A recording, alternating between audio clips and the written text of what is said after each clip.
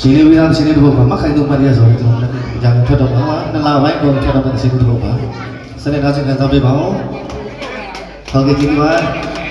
ကျွန်တော်တရှင်များအားပေးခြင်းတဲ့ YouTube မှာတူအောင်တရှင်များလည်းဆိုင်ကျွန်တော်တရှင်အများကြီးရှိပါတယ်